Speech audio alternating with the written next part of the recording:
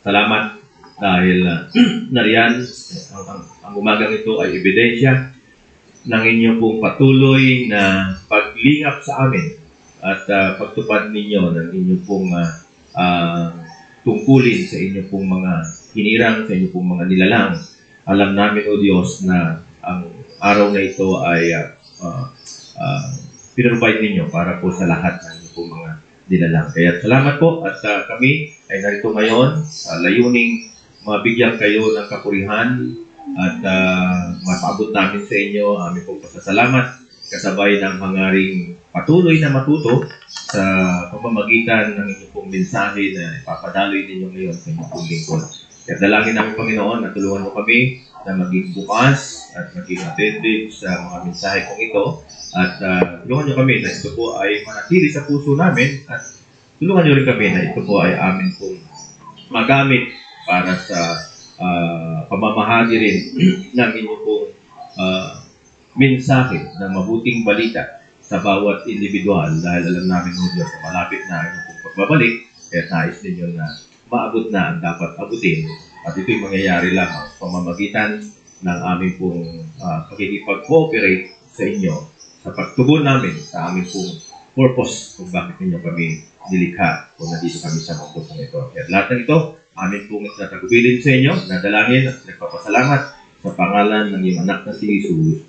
Amen. Okay. So kung nariyan na po kayo, ay puntahan po natin yung Isaiah chapter 1 verse 1 up to 4. Okay. So, nariyan po na sa ating pong screen. Sabi po dito sa Isaiah chapter 1 verse 1 up to 4, sabi niya, ang aklat na ito po ay salita ng Diyos na nirelay niya kay Isaiah. Ang aklat na ito ay tungkol sa ipinahayag ng Diyos kay Isaias na anak ni Amos. Tungkol ito sa Huda at Jerusalem noong nagkakasunod na naghari sa Huda sina Hosea, Hutam, Ahaz at Hezekiah. Verse 2, pakinggan ninyo langit at lupa dahil sinabi ng Panginoon, tinalagaan ko at pinalaki ang mga Israelita na aking mga anak, pero nagrebelde sila sa akin. Verse 3, ano ba? Wala na ba ang kasunod? Verse 3, sabi niya, kahit ang mga bakay kilala ang kanilang tagapag-alaga at ang mga asno'y alam kung saang sabsaban sila pinapakain ng nagmamay-ari sa kanila, pero ang mga mamamayan kong Israelita ay hindi nakakilala sa akin. Verse 4, sila ay bansang makasalanan, mga taong punong-puno ng kasamaan, lahi ng mga gumagawa ng masama at mapaminsala. Itinakwil nila at kinutya ang Panginoon, ang banal na Diyos ng Israel at siya ay tinalikuran nila. So purihin po ang Diyos sa pagkabasa ng kanyang salita. May nabasa ako doon sa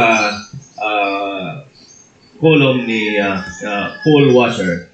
Sabi ni Paul Washer, sabi niya, the greatest threat, okay, to the church in this generation is a pastor. Ang pinakamalaking banta, okay, sa church, sa ating pong henerasyon ngayon ay ang pastor. Okay? Isang malaking panganib sa isang pastor o sa isang minister na hindi nangangaral ng buong katotohanan. Or siguro narinig niyo kay Pastor Ronnie may mga pastor na nangangaral ng almost truth. Okay? Yung hindi talaga buong katotohanan pero mukhang totoo. Okay? So kapag kaganoon ng isang minister, ang pastor na yon ay malaki ang nalalagay siya sa isang panganib. Kasi malaki ang kanyang pananagutan pagharap niya sa Diyos. Dahil hindi niya nagampanan ng tama yung kanyang pagiging minister. Hindi niya naituro kung ano yung talagang tama, kung ano yung totoo sa kanyang church. Ngayon, kung ang isang pastor naman ay nangangaral ng buong katotohanan sa kanyang church, yung pastor na yon ay isang malaking banta sa church. Okay. Kasi nga, kung ang pastor ay nangangaral ng buong katotohanan at ang church ay hindi niya ipinamumuhay yung narinig niyang katotohanan, malaki din ang kanyang pananagutan sa harapan ng Diyos. Okay? Ulitin ko, kung ang pastor o ang minister ay nangangaral ng buong katotohanan at ito ay napakinggan ng church at ang church o yung individual na mga member ay hindi nila ipinamuhay yung itinurong katotohanan, malaki ang pananagutan nila sa harapan ng Diyos. Okay? Ganun pa man, ang kailangan ng church ngayon ay yung dangerous pastor. Yung pastor na mapanganib. Sino yung pastor na mapanganib? Yung pastor o yung minister na nagtuturo ng buong katotohanan, ng buong salita ng Diyos, ng Biblia. At ito po ang atin pong isa sa gusto natin makita sa ating pong pag-aaral ngayon. Kaya nga sabi ko dito, ang salitang ito na tinanggap po ni Isaias na mula sa Panginoon, ito yung nagbukas ng Book of Prophecy. Okay? So para itong, yung Isaiah po, para itong koleksyon ng mga propesya sa iba't ibang panahon, iba't ibang lugar, ngunit pinag-isa doon sa Book of Isaiah. Ngayon, at tanong, ano yung nag-udyo kay Isaias para isulat po ito? At bakit siya nagsalita? Siyempre po, ang sagot ko dito ay dahil sa kanyang mamamayan. Dahil alam natin na si Isaiah ay meron siyang pusong makabayan. At nakita ni Isaias na ang kanya pong bayan ay mapapahamak na. Kaya si Isaias po ay nagsalita na. At siyempre dahil ipinadaloy ng Diyos yung kanya pong mensahe kay Isaias. Okay? So, itong mga mamamayan po kasi ng Huda ng Jerusalem noong panahon, okay? Sabi kanina ni Haring Hosea, Hotam, Ahaz at Hezekiah. Itong panahon na ito ay nanganganib yung bansang Israel. Kaya sumulat siya dahil malaki po yung problema ng bansang Israel. At dahil po dito, dahil sa problema ngayon, na namumuhay sila ng taliwas sa kalooban ng Panginoon, nakita ni Isaias na paparating na ang panganib sa bansang Israel.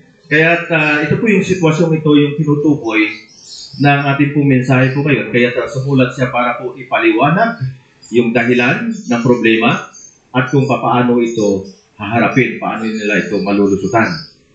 Okay? So ganoon din po sa panahon po natin ngayon. Ang dami nating hinaharap na ngayon na suliranin. Ang daming trouble. Mayroon tayong individual na suliranin. Mayroon tayong hinaharap na suliranin ngayon sa ating buong bansa. Okay. At sa ating pag-aaral ngayon ay ipapakita ng Panginoon kung ano ang naging dahilan. Sino ang dapat sisihin? Ano ang naging dahilan kung bakit tayo may mga dinadalang mga trouble sa suliranin ngayon sa buhay. Ang Book of Isaiah po ay binubuo ng 66 chapter. Subalit, iisang pong mensahe lamang ang nais iparating ng Book of Isaiah. At dito po sa chapter 1 ay binigay na po ni Isaiah yung summary ng lahat po ng ito. So para ka lang nakinig ng isang awitin na tapos mong mapakinggan yung first phrase, ay nagkakaroon ka agad ng idea na ang theme nito, ang pamagat nito ay ganito.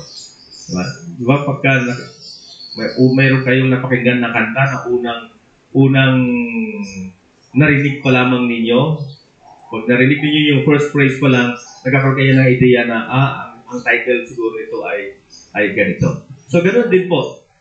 Sa introduction pa lamang ng sulat po ni Isaias ay ipinahayag na nito ng maliwanag yung outline ng kanya pong mensahe. So ipinakita niya yung dahilan ng problema. Ito po makikita po natin mamaya. Makikita rin po natin na maling daan ang tinatahak po ng bansang Israel. At dito ipinakita din niya sa bansang Israel kung paano sila makakalabas. Ano ba ang dahilan? So, ang mga ito po ay mahalaga dahil para ang tao ay mamulat. Maging sa panahon po natin ngayon.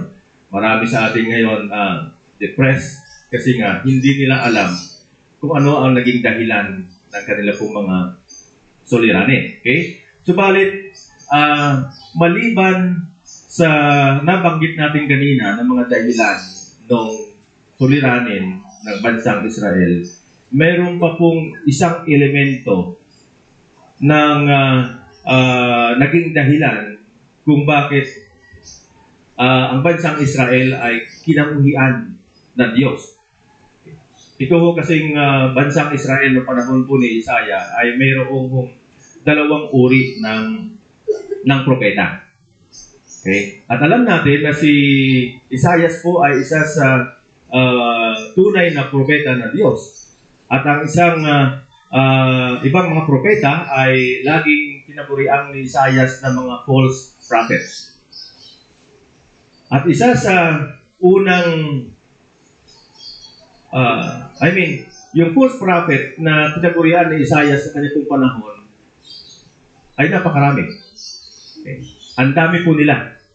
At nakakalungkot na mga propeta ng panahon noon ay underdog sila. At isa sa nakilalang propeta ng panahon po ng Old Testament ay si Isaiah. Si Elias. Okay. Maliban kay Isaiah, ay si Elias po yung kilalang propeta sa Old Testament. At alam po natin ang kwento po dyan doon sa 1 Kings chapter 18 na doon po si Elias, doon nabasa din po naman ninyo yun, na si Elias, dali po, muna ako.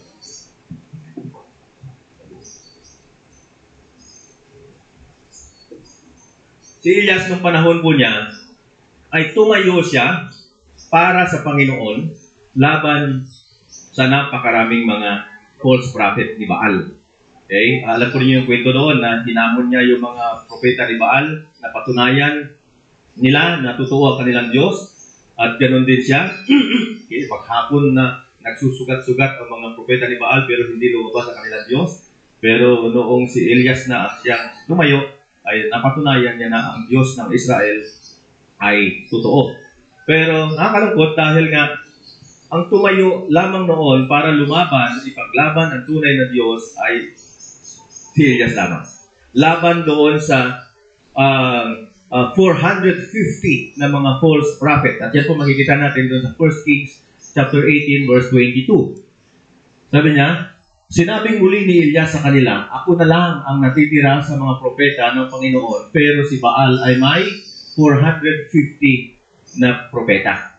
Imagine po ninyo, okay, kung ano ang magiging damdamin ng isang lingkod ng Diyos na nag-iisang tumatayo para sa Panginoon at meron siyang katunggalit na 450. Okay? So, sa ganito pong ratio, madalas nakikita po natin na isang tao ang tumatayo para sa katotohanan at sa Diyos at napakarami para doon sa kabilang panig. Okay? At hindi ho natin mapagkakailayan. Mismo ang Panginoong Isus ay nag-declare doon sa Matthew 7 verse 13 na talagang marami ang nasa opposition. Okay? Tingnan po ninyo doon sa Matthew 7 verse 13. So, yeah. Pumasok kayo sa makipot na pintuan dahil maluwag ang pintuan at malapad ang daan patungo sa kapahamakan at marami ang pumapasok doon. So meaning, doon po sa mga hindi o mga professing Christian or mga hindi totoo mga mananampalataya, ang dami po nila. At ito ay pinagmamalaki nila. Sabi niya, ang church namin ay totoo dahil marami kami dito. So, iilan lamang ang nakakatagpo ng tamang landasin at iilan lamang ang tumatayo para sa totoong Diyos. At ganito po ang nangyari nga kay Elias. Kaya, ang mga lingkod ng Diyos, mula pa lamang sa panahon ng Old Testament hanggang sa panahon po natin ngayon, underdog po tayo. At dahil talo tayo sa bilang, misto lang tayo po ay nakatayo sa alanganing posisyon. Kaya nga sabi po dyan ni James Russell Lowell, sabi niya, truth forever on the scaffold, wrong forever on the throne. Okay? Yung katotohanan daw po, laging ang tayo ay diba, alam ba niyo yung scaffold, yung ginagamit ng mga alwagi o mga karpintero kapag yung nasa itaas na ang ginagawa, kinakailangan nilang tumuntong sa scaffolding. Okay? So, ganun daw po ang mga lingkod ng Diyos ngayon na lumalaban para sa Panginoon, para silang nakatayo sa scaffolding. At alam mo naman, kapag nasa scaffolding ka, pwede kang malaglag, pwede kang masaktan dahil alanganin yung tayo mo. Pero yung mga tiwali, yung mga taong hindi namumuhay ayon sa kalooban ng Diyos, gusto lang sila ang nakaupo sa trono. Masarap ang buhay nila. At yun po naman talaga ang sinasabi ko ng Biblia. Okay? There is no such things as tawag dito yung prosperity teaching. Okay?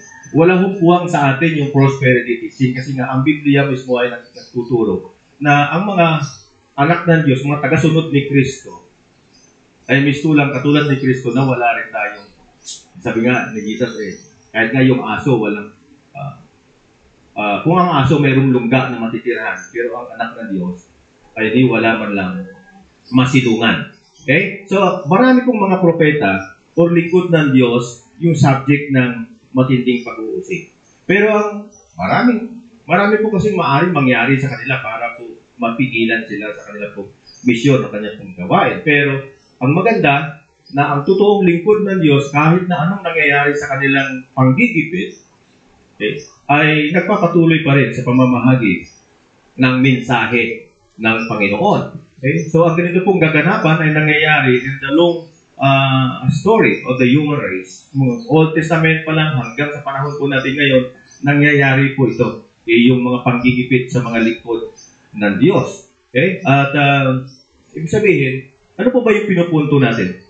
Ano yung value na makukuha po natin sa pagbabalik tanaw natin dito sa Book of Isaiah? Okay? Ito ho yung magandang tanong ngayon. At syempre, sasagutin po natin yan.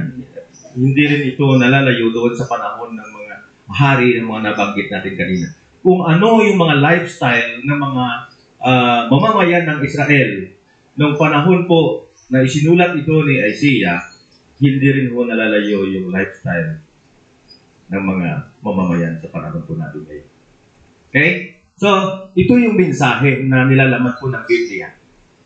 From, kung babasahin po ninyo ang Biblia from the beginning to end, yung mensahe ating pong tatalakayin ngayon, ito yung mismo, yung nais na iparating ng buong Biblia sa lahat po ng mga nilikha ng Panginoon. At ang mensahe po ito ay dapat marinig. Kailangan marinig ng lahat ng tao. Pero maaaring sinasabi po ng ilan na, Pastor, yung Book of Isaiah, para yan doon sa bansang Israel. Ibig nila sabihin, hindi na yan fit sa panahon po natin ngayon. Pero, alam po natin na ang bansang Israel ay bansang pinili ng Diyos. Bansang hinirang ng Panginoon. At tayo ngayon na sinasabi natin tayo ay mga born again, mga pinili ng Diyos. Okay. Hindi rin tayo nalalayo doon sa bansang Israel. Kung ang bansang Israel pinili ng Diyos, tayo ngayon ay hinirang din ng Diyos, pinili din ng Panginoon. So meaning, kung ano ang mensahe na nais na iparating ng Diyos sa bansang Israel sa panahon po ni Isaiah, ito rin pong mensahe na nais ng Diyos, mapakinggan natin ngayon.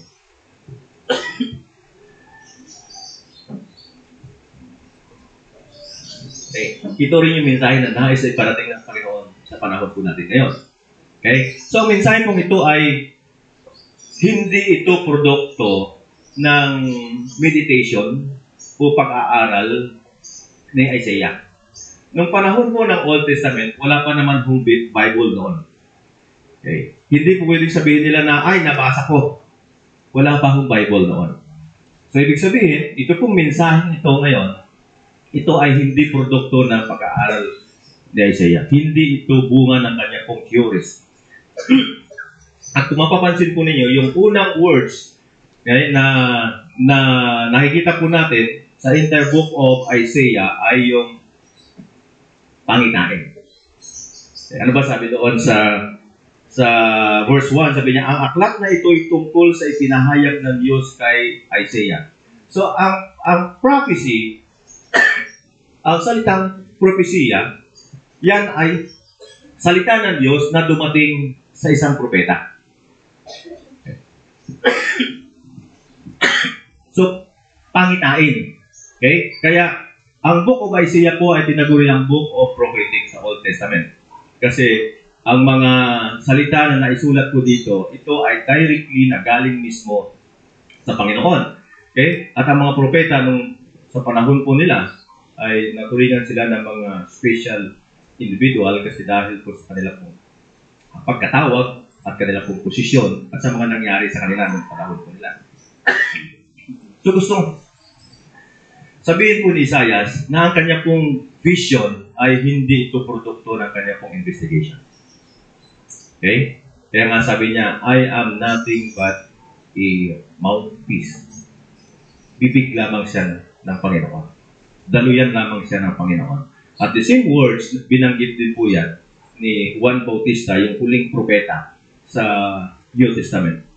Okay? Kaya sabi nga dyan sa Matthew chapter 3, verse 3, sabi niya, si Juan ang tinutukoy ni Propeta Isaias nang sabihin niya, maririnig ang sigaw ng isang tao sa ilang na nagsasabi, ihanda ninyo ang daan para sa Panginoon. Tuwirin ninyo ang mga landas na kanyang dadaanan.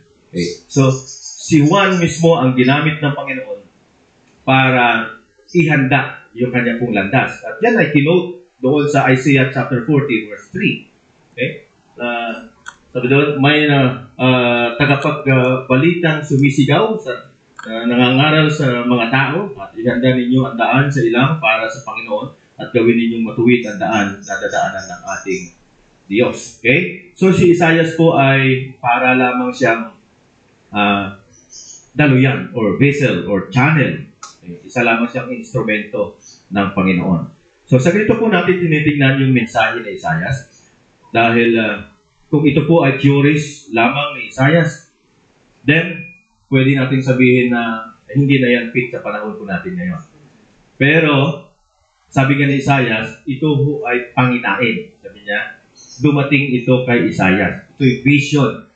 Okay? Kaya nga, tinawag sila ng mga propeta kasi nga yung salita na dumating sa kanila, ito ay salita ng Diyos. So meaning, si Isaias po ay receptive lamang ng mensahe ng Panginoon. Hindi siya yung initiative. Ang initiative dito ay ang Diyos mismo. Okay. So hindi pwede sabihin ni Isaias, itong sinasabi ko ngayon sa inyo ay ito'y bunga ng aking pag-aaral. No. Okay. Ito'y dumating kay Isaias. Okay. Sa pamamagitan ng Panginoon. Okay. At kung minsan naman, ang mensahe ay ibinibigay ng Diyos in actual vision. Okay? Hindi lamang sa panaginip. Kasi ng panahon po ng Old Testament, may mga propesya na pinadaan ng Diyos sa panaginip. Okay? May mga propesya na in actual na binigay ng Panginoon.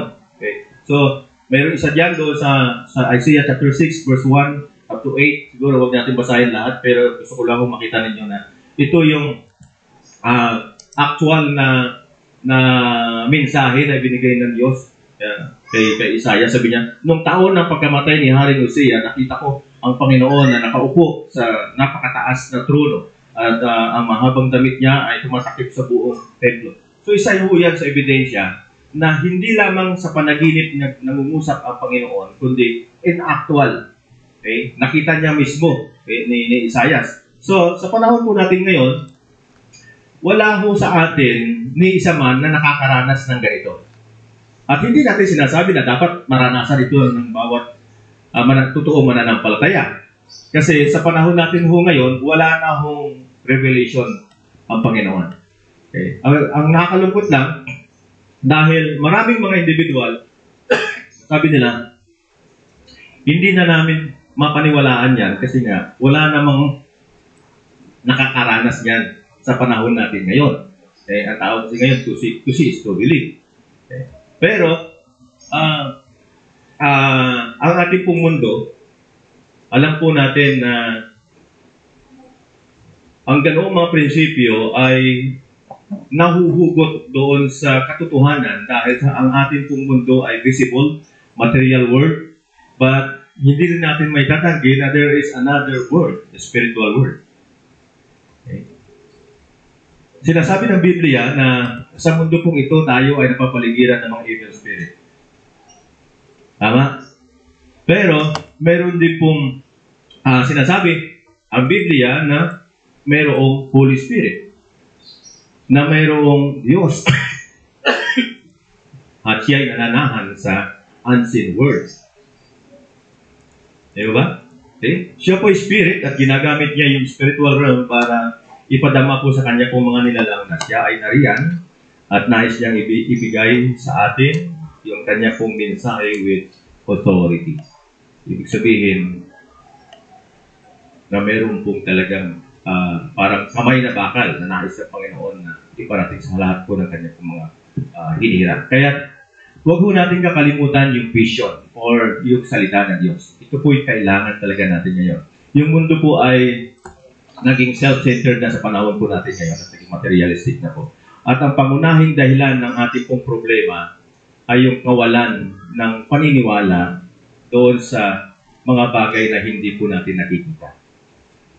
Dahil marami nga po ay to see is to believe. Kaya marami pong individual na ayaw nilang makinig o ayaw nilang pakinggan ang sermon o ang ebanghelyo kasi halos lahat naman ang sinasabi ng salita ng Diyos ay hindi yan nakikita ng tao, lalo na po ng hindi mga mananampalataya. Pero sa realidad, yung spiritual world, ito po ay totoo. At darating ang araw na lahat tayo ay hahantong dito. Dahil lahat tayo mamamatay, di ba? At doon pa lamang mapapatunayan ng iba ng mga matitigas ang ulo na ang spiritual world pala ay totoo.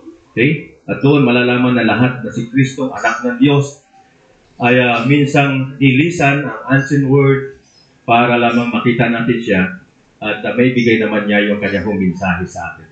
So maraming paraan ng Diyos para po makausap yung kanyang pong mga lingkod. Siya ho nagbibigay sa atin ng pangunawa patungkol sa katotohanan. Okay? At ang tawag po dyan ay revelation. Okay? Ang Diyos ang nagbubukas ng ating pong pangunawa. So wala hong, ang mga writers ng Bible, particular na nga po paging yung ating pong mga propeta ng panahon pong yon, kaya nasabi ko po kanina, wala ho silang mga Bible pa doon. Wala silang basihan na para sumulat sila sa sarili nilang initiative. Okay, so lahat ng ito, ang mga writers po noon ng Bible ay nagsasabing walang isa man sa kanila nagsasabing may natuklasan kami. Kundi ang sinasabi nila na may ipinahayag ang Diyos sa amin. Okay? At kung minsan may mga mensahe po ang Panginoon na tinatanggap ng mga propeta ng panahon na yon na hindi po nila inaasahan. Kaya lamang sila tumatanggap ng mensahe mula sa Diyos dahil ang mga tao po ay naging handa. So ibig sabihin, ano ba ibig sabihin kung naging handa? Yung lifestyle nila, yung pamumuhay nila ay naaayon doon sa kalooban ng Diyos. Okay. Kung kaya ang kanila pong buhay ay nagiging bukas sa salita ng Panginoon at ang Diyos naman ay siyang ito yung mga napili ng Diyos para pagkitaluyan ng kanya pong mga salita. So, lahat ng mga propeta sa Old Testament ay nagsasabing ito hong vision, yung mensahe, yung propesya, yung revelation, lahat ng yan ay dumating sa amin. Hindi yan bunga ng aming pag-aaral. Hindi yan bunga ng aming devotion. Yan ay dumating ka sa amin. So, mismo lang sinasabi nila na nangusap ang Diyos sa amin at nais niyang ito ay ipahayag namin sa inyo. Okay? At alam natin na gaya na bagay ito kanina, yung huling propeta sa New Testament ay si Juan Bautista. Kaya ito yung sabi ni Juan Bautista sa Luke chapter 3 verse 1 at 2. Sabi ni Juan, noong 15 taon ng pagkahari ni Emperador Tiberius. Take note, sabi niya, nagsalita ang Diyos kay Juan na anak ni Zacarias doon sa ilang. Si Poncio Pilato ang gobernador noon ng Judea at si Herodes naman ang pinuno ng Galilea at ang kapatid niyang si Felipe ang pinuno ng Itoria at Trachonitis at si Lisanias naman ang pinuno ng Abilenia. Ang mga punong pari noon ay sina Ananias at Caiaphas at dahil sa sinabi ng Diyos kay Juan, nilibot niya ang mga lugar na sa magkabilang panig ng ilog ng Jordan at nangaral siya sa mga tao na kailangan nilang pagsisihan ang kanilang mga kasalanan at magpabautismo para patawarin sila ng Diyos. Okay? So, gusto lang sinasabi ni Juan na kailangan niyo akong pakinggan kasi ito ay salita ng Diyos. Ito yung nais ng Panginoon. Okay? So, ito po yung vision, kapahayagan ng Diyos sa kanya kong lingkod. At ang mensahe pong ito ay kailangan marinig ng mundo ngayon. Hindi lamang sa ating lugar, kundi sa lahat ng panig ng mundo, sa lahat ng oras at lahat po ng panahon. Kung paano kailangan ito sa panahon ni Isaias, kailangan din po ito natin sa panahon natin. So ito po yung mensahe ng Diyos patay sa kondisyon o kalagayan po ng humanity sa lahat ng panahon. Okay? Kaya dapat lang napakinggan natin yung propeta dahil ito po ay salita ng Diyos. Ngayon, madali. Ano ba ang tinutukoy ng Diyos na dahilan ng ating pong mga problema? Mahalaga na malaman natin kung ano po naging ugat ng ating pong mga problema. Walang pinagkaiba sa ating pong mga karamdaman. May mga sakit po tayo. Hindi tayo mabibigyan ng tamang resita ng gamot kung hindi malalaman kung ano ang naging ugat o naging dahilan ng ating pong karamdaman. So sa ating pong pag-aaral ngayon, ito yung nais ng Diyos na linawin sa atin po ngayon na lahat naman tayo, mayroon tayong kanya-kanyang dala. Okay, abot niya pa. Excuse mo.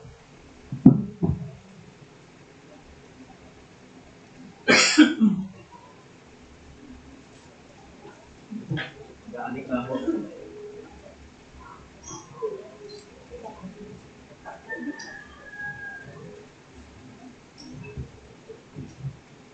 Pag nangatid ko kasi ang lalamunan ko, hindi ko mapigil. Kaya lumaklak muna ako ng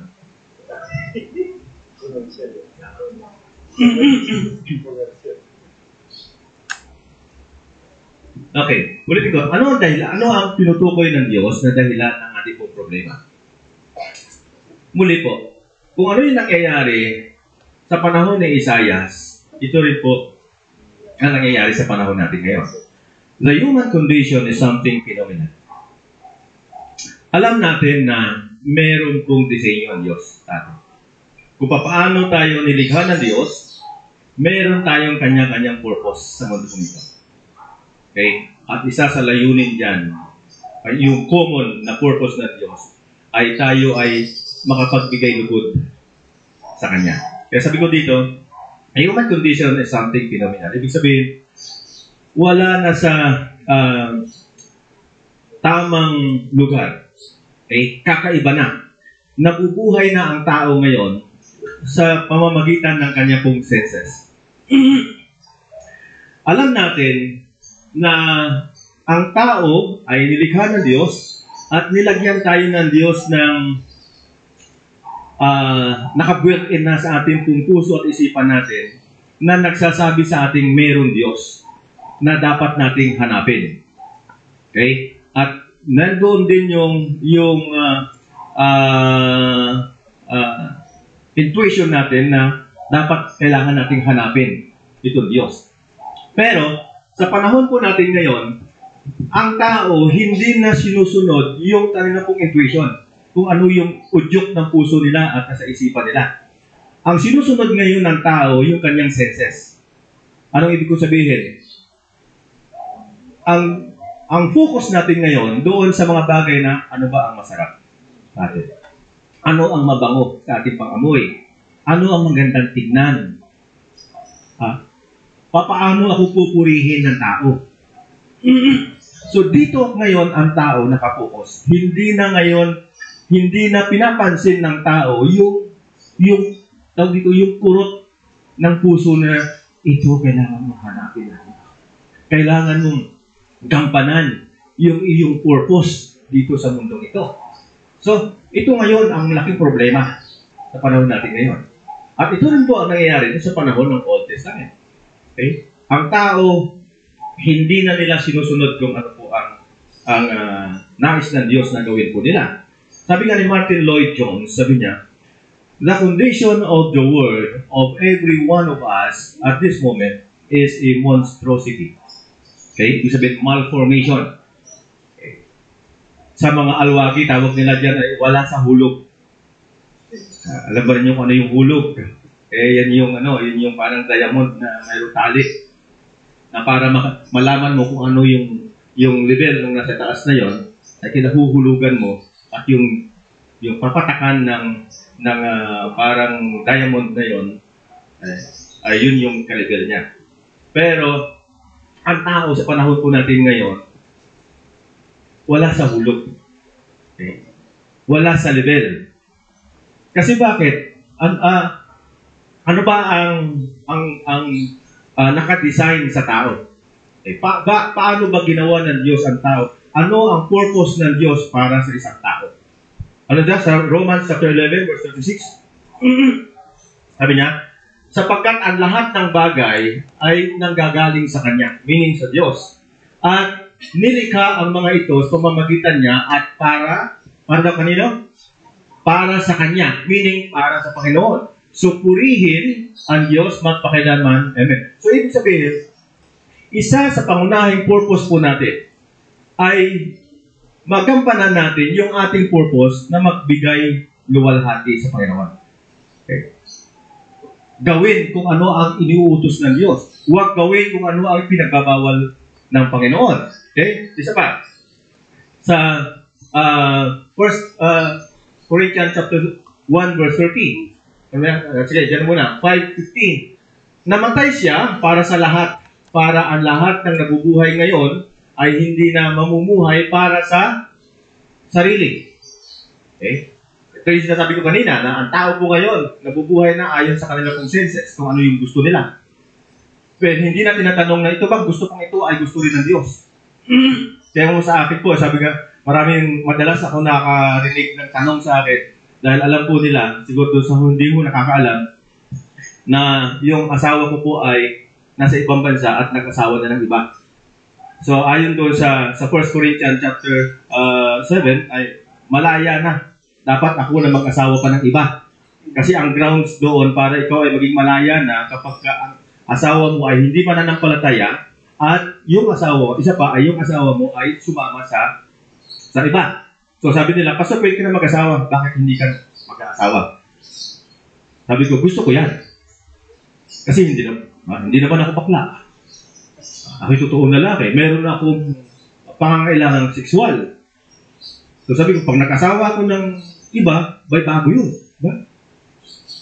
Masarap kaya magkaroon ulit ng bagong asawa. Pero ang tanong, yan ba ang gusto ng Diyos? Para sa akin. Hindi po pwedeng gusto ko lang. Kaya kung gusto ko, dapat yun din ang gusto ng Panginoon. At alam naman natin na hindi ang gusto ng Diyos. Sabi doon sa Malakay chapter 3 ay namumuhi ako sa mga naghihiwalay. Okay.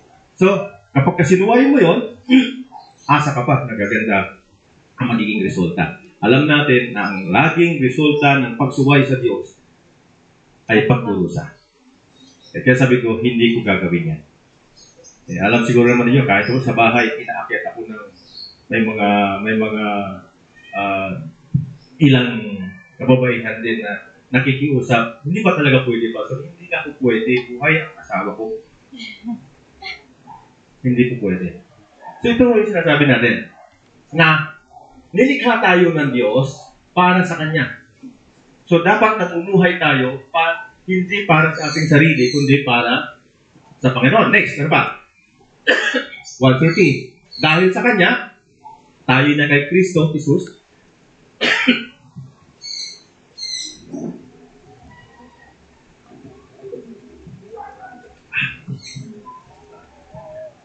Okay? Dahil kay Kristo Jesus, si Kristo ang karunungan ng Diyos para sa atin. Okay? So, sa pamamagitan niya, itinuring tayo ng Diyos na matuwid. Ibinukod, ano ba? Sabi? Ibinukod para sa Kanya at tinubos sa ating mga kasalanan. So, malinaw na dapat kung ano po ang ating pong mga pinagkakabalahan ngayon, kung ang focus natin ngayon, at tanong natin, mayroon ba itong kinalaman sa pagluluwalhati sa Diyos? Ngayon, kung ito'y puro lamang para sa atin pong kagustuhan, baka nadadaya na tayo. Okay? So, pakinggan po ninyo yung sinasabi ng Isaiah chapter 1 verse 2. Balikan po natin ang Isaiah. Chapter 1 verse 2, sabi niya, pakinggan ninyo, langit at lupa. Dahil sinabi ng Panginoon, inalagaan ko't pinalaki ang mga Israelita na aking mga anak, pero nag-rebelde sila sa akin.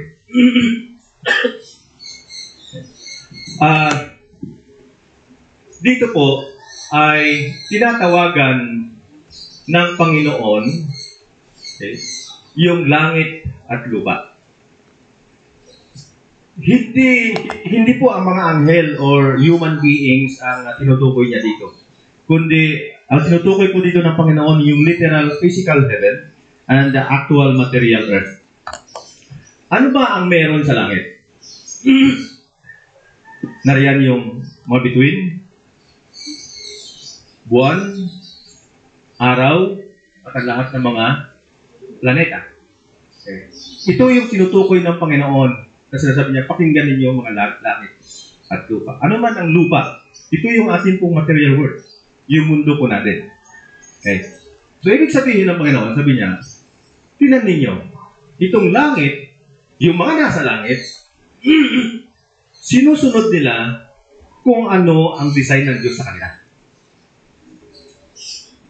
Hindi sila sumasala sa kanilang orbit. Diba? Ang araw ay patuloy na kumikilos ayon doon sa kung ano ang purpose sa kanya ng Panginoon. Yung buwan, yung mga bituin, ginagawa nila kung ano yung purpose ng Diyos sa kanila. So in effect, sinasabi dito na hindi pa kayong nagtataka, men and women, kung bakit ito nangyayari sa inyo? Gusto lang sinasabi niya na kayong mga bituin, gumaganap kayo sa inyong mga gampanin, sinusunod ninyo yung batas ng kalikasan, okay? Kumikilos kayo ayon sa inyong orbit, and you never miss your time. Sabi ng Panginoon, kung sa mga nasa langit. Sabi, yung lupa naman, ito yung earth. Sabi niya, kumikilos ka ayon sa iyong access. Alam naman natin na ang araw, di ba, mayroong access. At ito ay, yung access niya ay meron tayong access na para umikot siya sa araw. Okay? So, ginagawa nito yung exactly kung ano po ang nais na Diyos. Ngunit, masdan mo yun. Sabi ng Panginoon, masdan ninyo yung mga kalalakihan at kababayan. Hindi ganyan yung ginagawa nila. Ano ba ang dapat natin ginagawa? Ayon doon sa nabasa natin kanina. Na dapat ang ginagawa natin ay kung ano yung nakalulugod sa Panginoon. Diba? Particularly, sinisikap natin na matupad yung 10 utos. Bagamat ang 10 utos ay hindi nakakapagligtas. Pero ito po yung utos ng Diyos na dapat ay ginagawa ng kanya pong mga hinirang. Okay? So, dito sa blind ang tao. Ito yung dahilan. Ito yung sinasabi natin kaya, ano ba ang dahilan na problema po natin? Okay? So, saksi ang langit at ang lupa doon sa katiwalian o korupsyon na ginagawa ng tao. Malungkot ito para sa Panginoon dahil ang ating pong Diyos ay regular at consistent yung kanya pong pagkilos. Diba? Kung ano ang mga gampanin ng Diyos sa kanya pong mga hinirang, sa kanyang mga creation, ay ginagawa ng Panginoon. Laging nariyan yung tag-ulan. Di ba? Laging nariyan yung tag-araw, tag-sibol, tag-lagas. The development of the fruit. Wala hong palya ang Panginoon sa kanyang tungkulin para sa kanyang creation. But men and women are a mass of contradiction. Nawala tayo doon sa kung ano dapat natin gawin. Okay? Tayo po ay proud tayo, di ba, dahil sa lahat ng nilalang ng Diyos, tayo ang binigyan ng Diyos ng karunungan na higit sa kanino paman. Diba? Tayo ang binigyan ng Diyos ng karapatan para mamahala sa lahat ng kanyang pong creation. Alam ng tao yung kalikasan ng lahat ng nasa langit. Diba? Pinag-aaralan ng ating po mga scientists yan. Alam nila kung ano yung distance ng araw, ng mundo sa araw, ng mundo sa buwan. Alam nila kung ano ang kalikasan ng buwan, ang kalikasan ng araw, kalikasan ng bituin. Okay? So, lahat ng yan ay regalo ng Diyos sa sangkatauhan, sa mga men and women. So, alam nila, alam po ng mga scientists na ito na everything obey the law of their nature. Okay? Eksakto. Ginagawa nila. Pero, may hinanakit ang Panginoon sa men and women. Sabi ng Panginoon, ako'y nag-alaga at nagpalaki ng mga anak, ngunit sila'y nag-ipagsik laban sa akin. So, hindi na ho natural ang tao. Lumabas na siya sa disenyo, sa pagkalikha sa kanya ng Diyos. So, ito po yung pinupunto ng tanong na, hindi ba kayo nagtataka kung bakit ganyan po ang kalagayan natin? So, ibig sabihin ng Panginoon, siguro, in effect, gusto mong parating sa atin ng Panginoon na pagkatapos ninyong pag-aralan yung universe, bakit hindi naman yung pag-aralan ang inyong sarili? At nang malaman nyo kung bakit kayo nilikha na Diyos. Kung ano yung purpose ninyo dito po sa mundo ito. Okay? Pag-aralan naman nyo yung inyong likas. May mga scientist po, mga matatalinong tao, na halos ang buong buhay nila ay ginugugol nila sa pag-aaral para makalikha ng mga machine para pumatay ng tao. Diba? Paano gumawa ng atomic bomb? Nag-aaral sila, ginugugol nila ang buhay nila sa pag-aaral paano gumawa ng mga bomba, mga rockets na yan. Ito yung mga nakikita natin ngayon sa ibang bansa na pinapaulan sa isang bansa para pumatay ng kapwa. Is that what God intended? Ito ba layunin ng Diyos sa pagkalikha niya sa tao? Nakalungkot. Ewan. Sa pasimula, ginawa ng Diyos ang lalaki at kasunod ang babae. At ang sabi ng Panginoon, pinag-isa sila, pinagsama, at sabi maging isa kayo. So sa tingin nyo, ginawa ito ng Diyos para pagkatapos niyang pag-isahin, ay maghiwalay, mga kapitbahay, sumama sa iba? Is that what God intended?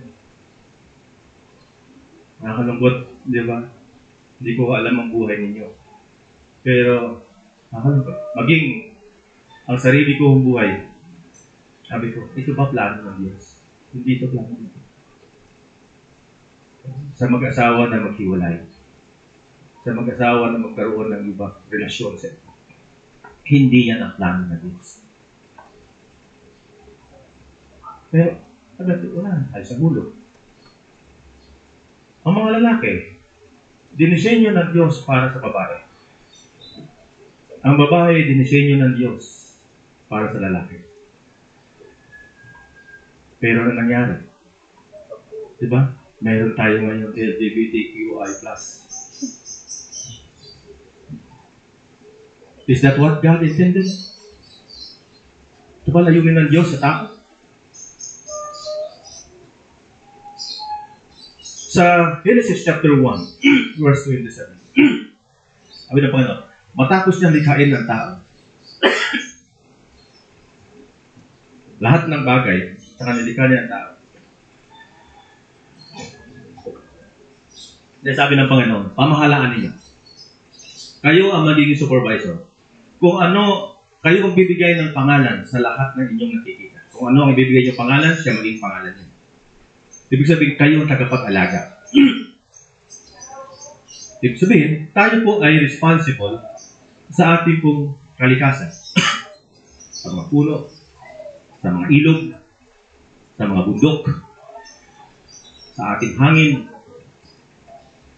So kung ang lahat ng yan ay nagkaroon na ng diferensya at naging sanhi na ito ng ugat na ito ng ating pong problema, ng baha, ng mga maruming tubig sa ilog.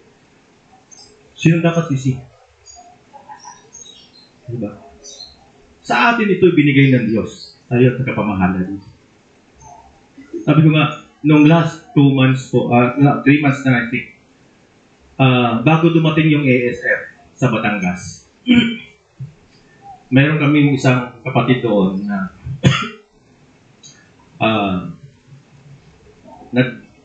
nag-file siya ng reklamo sa Menro, Municipal Environment Natural Resources Office. At ang Menro, ginawa niya ng aksyon dahil ang reklamo niya na ang dumi ng baboy ng kanyang kapitbahay ay nakakarating na sa kanyang bakuran at mabaho. So, ang Menro umakyat sa bundok at nagbigay sila ng instruction na dapat lahat ng mga nag-aalaga ng baboy ay gumawa ng septic tank, ng deposit tank. Lahat naman nag-agree. Pero, ni isa ay walang tumupad. Kahit nga ako, hindi rin. Okay. Plano lang ako ng plano. Sabi ko, gagawa na ako, pero hindi ko rin dahil sa karaparan. Dahil may alaga rin ho akong bago. Ngayon, after 1 month, dumating po yung ASF.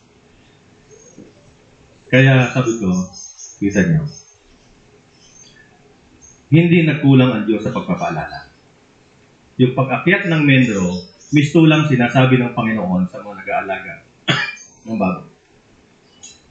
Maghukay kayo para doon mapunta ang dumi ng inyong baboy.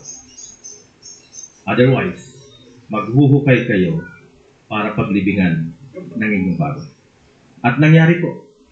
Dahil walang ni isa na tumupad para maghukay para doon mapunta dumi ng baboy. Lahat ng may babuyan naghukay para paglibingan ng kanilang baboy. Pero ibig sabihin, ito yung sinasabi, usapan namin ganyan ng baboy. Kung ano man nangyayari sa buhay po natin, hindi ito palo ng Diyos, kundi consequence ng mga kapabayaan natin. Tayo ang mayroong pagkukulang. Kung mayroong mga labanan ngayon sa ibang bansa at maging sa bansa po natin ngayon, tayo mayroong pagkukulang. Hindi natin, tayo ng mga mananampalataya, hindi na nagkulang tayo sa pagbabahagi ng Ebanghelyo, ng salita ng Diyos. Dahil kung lahat ng tao ay nakakaalam kung ano po ang disenyo ng Diyos sa tao, meaning nagagampanan natin kung ano ang ating pong tungkulin, hindi dapat mangyari kung ano po pinasasadlakan natin ngayon. Ang trabaho ng mga lingkod ng Diyos at ng lahat ng mga mananampalataya ay ibahagi sa lahat sa kanya pong inner circle kung ano ang kanyang kailangan. Isa sa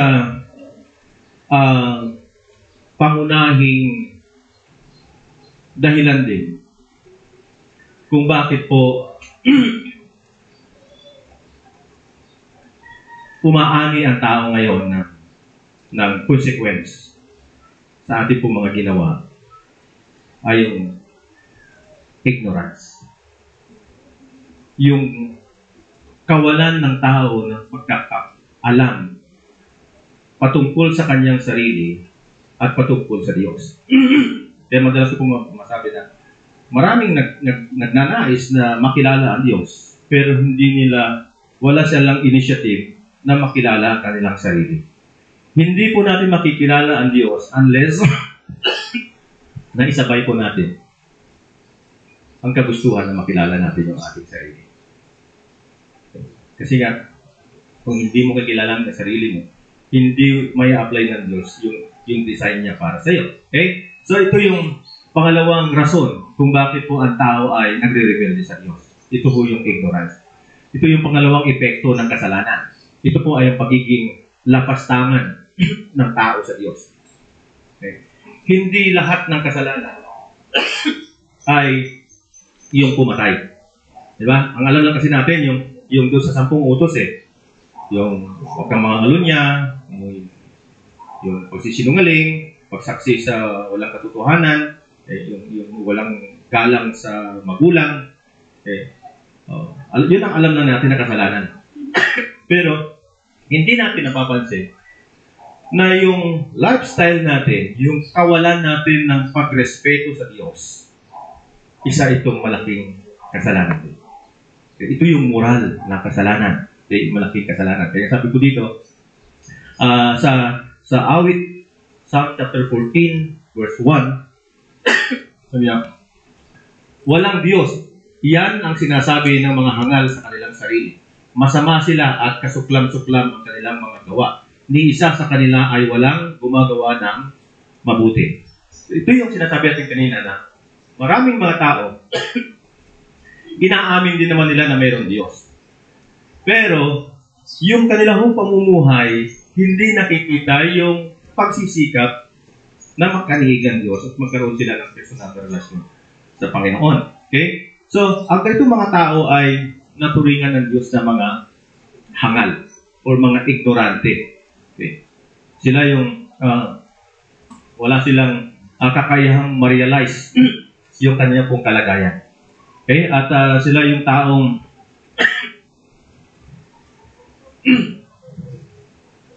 may pa ba tayong mainit? Malamig ka rin sa akin.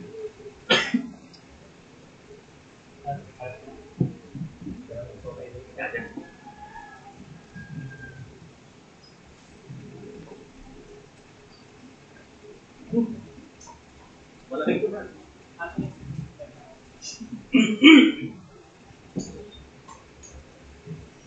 So itong taong hangal sa mata ng Diyos, ito ho yung mga taong laging umaasa sa chances, yung swerte. Kaya po, makikita po natin yung mga walang relasyon sa Panginoon, mahilig sa sugal. Mahilig sila sa tsamba, sa luto, di ba? Sa ending.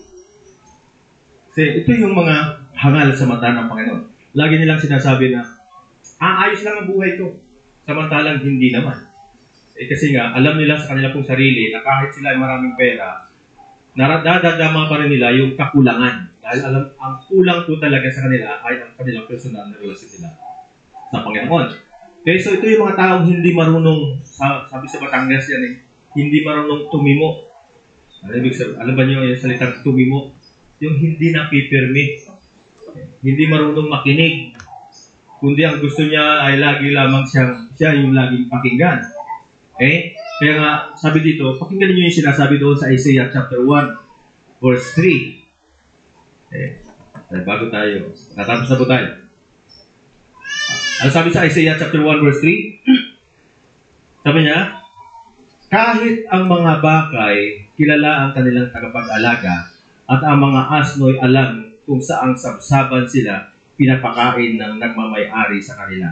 Pero ang mga mamamayan kong Israelita ay hindi nakakakilala sa akin. Bakit ko kaya ginamit ng Diyos na halimbawa ang baka at asno.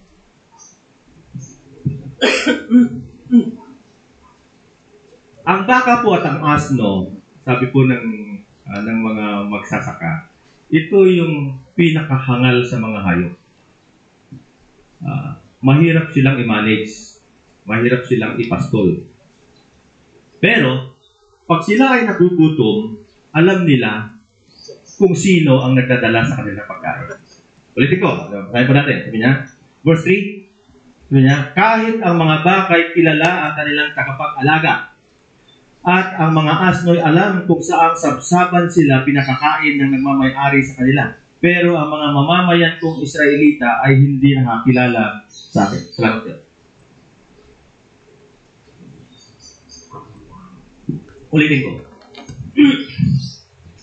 Ang mga baka at asno, sila yung pinakahangal na hayop. Mahirap silang manage, mahirap silang ipastol. Pero pag sila ay nagugutom, alam nila kung sino ang nagdadala sa kanila ng pagkain nila. Okay. Ano po ang ibig sabihin natin? Alam ng baka at ng asno kung ano yung kanilang kailangan. Ano kailangan ng baka at ng asno? Pagkain, kumpay. Diba? Doon lang sila nakapokus eh. Kasi alam nila, ito lang talaga kailangan namin. Ang kumpay o yung pagkain.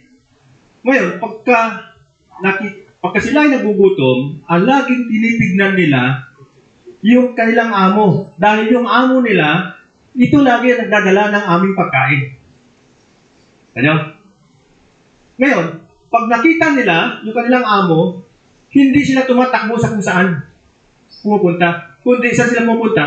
Doon mismo sa kanilang sabsaban na kung saan doon nilalagay ang kanilang pagkain, ang kanilang kumpay. Ulitin ko, alam ng hayop kung ano yung kanilang kailangan. Ano kailangan nila? Pagkain. At alam nila kung kanino nagmumula yung kanilang pagkain na yung kanilang kailangan. At alam nila kung saan ito inilalagay. Pero ang hinanakit ng Panginoon, sabi niya, ang bayan ko hindi ganun. Hindi nila alam kung anong kailangan nila. Dahil hindi nila alam kung anong kailangan nila, hindi rin nila alam kung saan nagmumula ang talagang kailangan nila. Kaya hindi sila pumupunta doon sa kung saan nilalagay ang kailangan nila. Anong kailangan ng tao? Sabi ko kanina sa anak ko, nung nag-usap kami, ang pangunahing kailangan natin, kasi nagpaplano siya mag-ibang bansa. Ang pagkasenso sa buhay, sabi ko, hindi nakasalalay sa ibang bansa. Kahit nasa Pilipinas ka, kung nanaisin ng Diyos na ikaw ay magbago ang buhay, asenso ka. Dahil ang Diyos ng Pilipinas at ang Diyos ng Australia ay isa. Ngayon, kung tayo ang focus natin ay mag-ipok ng kayamanan dito sa lupa, madadaya tayo. Dahil ang talagang kailangan natin, ano ba kailangan natin? Salvation. Kaligtasan. Dahil ang buhay natin dito sa mundo, sandali lang, lahat ng tao mamamatay. Kaya nga sabi doon sa Ecclesiastes 7 verse 2, mas mabuti pa pumunta sa namatayan. Kasi pagdating mo sa namatayan, pag silip mong ganoon, papasok sa isip ko, someday, ako'y magiging ganito din. Mamamatay din ako. So dapat paghandaan ko to. At kung ako mamamatay, saan ako pupunta? Dalawa ang destinasyon, langit at lupa. Ay, langit at impyerno.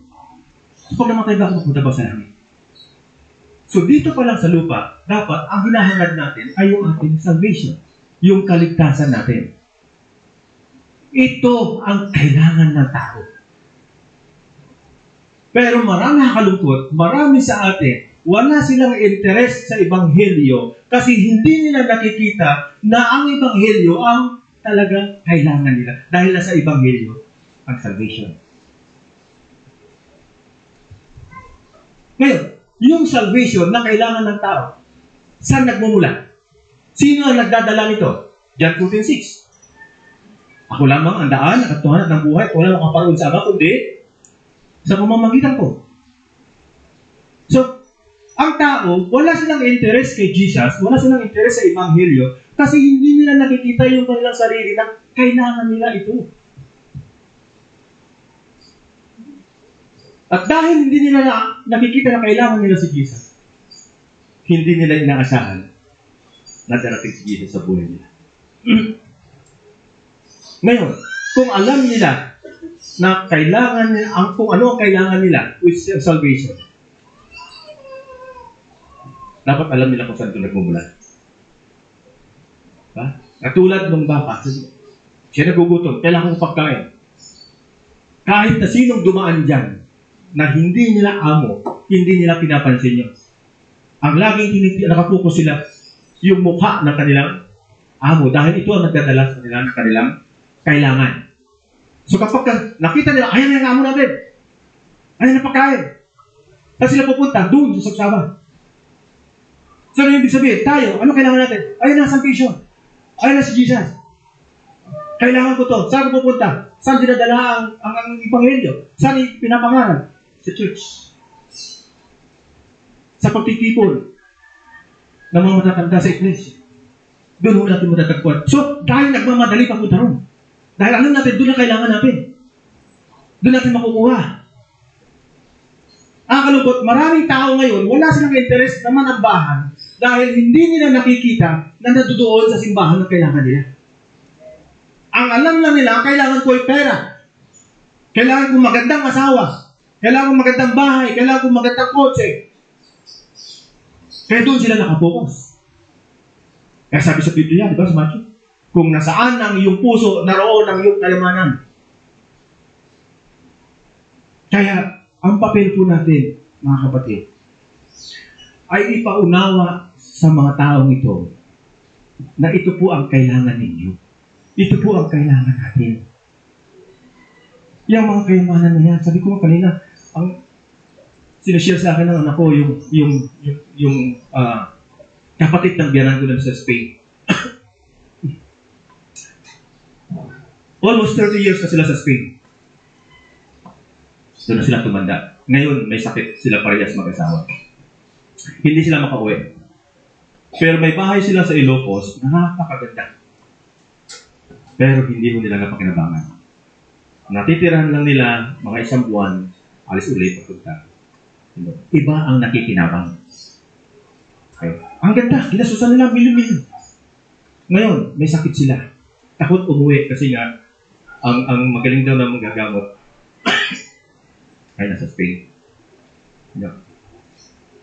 Tapos, yung kanyang anak na nasa Spain na din, nagbabalak na iwanan ng kanilang magulang, magmamigrate naman sila sa Holy Land.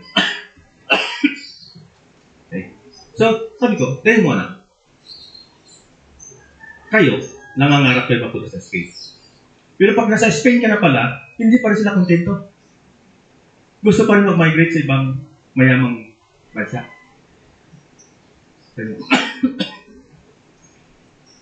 Yung mga tiyori na nila, hindi na nila na-enjoy yung buhay. So, ito sasabi natin. Walang kabuluhan ang kayamanan sa mundo ko. Iiwan mo rin po yun. At ang masakit doon, yung pinaghirapan, iba ang nakikinabang. Pag namatay sila, sino makikinabang? Yung mga pamangkin lamang nila. O kung sino na lang mga titira doon. So, ano po yung mensahe?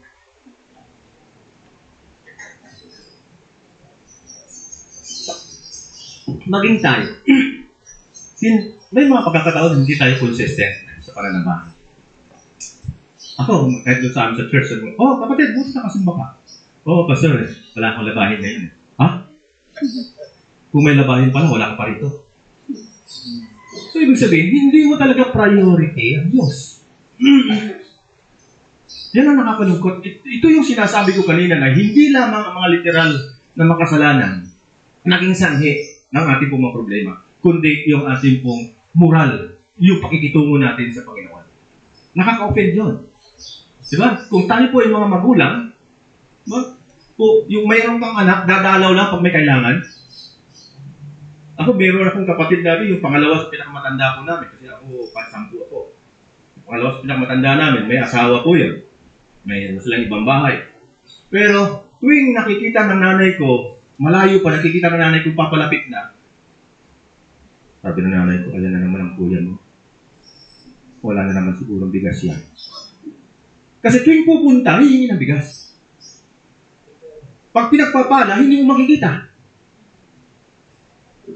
Pero pupunta, pag kami, kailangan. Ano nyo? Marami sa ating ganito. Pupunta lang tayo sa church pag may kailangan tayo. Lalapit tayo sa Diyos pag meron tayong problema. Wala na sabihin sa atin ng Panginoon, bakit may patako ka?